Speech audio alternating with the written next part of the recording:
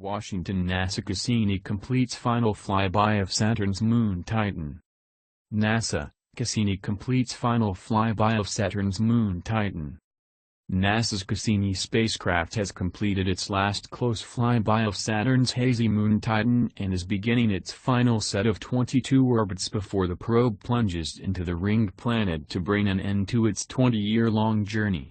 The spacecraft made its 127th and final close approach to Titan on April 21, passing at an altitude of about 979 kilometers above the Moon's surface. Cassini transmitted its images and other data to Earth following the encounter.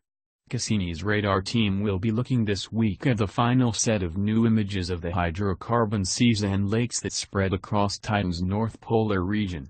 The planned imaging coverage includes a region previously seen by Cassini's imaging cameras, but not by radar. The radar team also plans to use the new data to probe the depths and compositions of some of Titan's small lakes for the first time and look for further evidence of the evolving feature researchers have dubbed the Magic Island.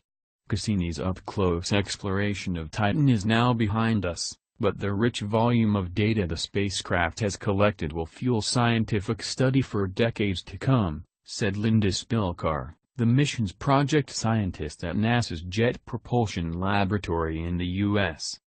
The flyby also put Cassini on course for its dramatic last act, known as the grand finale.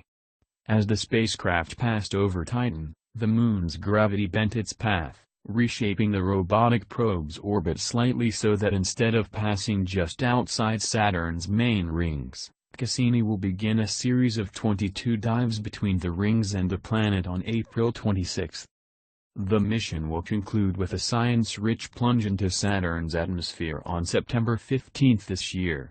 The spacecraft is now on a ballistic path, so that even if we were to forego future small course adjustments using thrusters, we would still enter Saturn's atmosphere on September 15 no matter what, said Earl Mays, Cassini project manager at JPL.